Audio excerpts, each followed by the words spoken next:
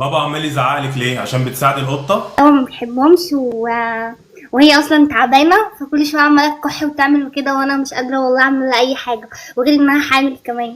طب قولي لي كده قصتها على السريع، كتر الف خيرك. هي القطه دي اللي انا عرفته ان هي كانت لسه طفله صغيره وكده، وفي ناس جيراننا كانوا بيلعبوا بيها، ففي واحده خدتها وكده، كانت حملت قبل كده وخلفت ما شاء الله 8، وبعدين رجعت لقتها حمل تاني، فلما لقتها حمل تاني راحت رمياها.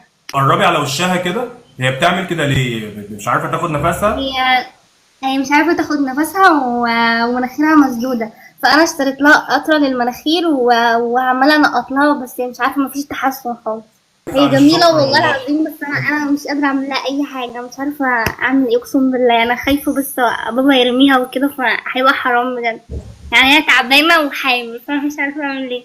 هعرض القطه الفيديو بتاعها وان شاء الله نلاقي لها حد. انت موجوده فين؟ مكانك فين؟ أنا من المحلة، بقرية الهياتم بالتحديد، بس أنا كده كده يعني لو في مكان بعيد وحد كويس وأمين هياخدها، أنا ما عنديش مشكلة تكفل بالتوصيل وكده، وفي مندوب يجي ياخدها مني عادي يعني. انت جميله، ربنا يجازيكي كل خير.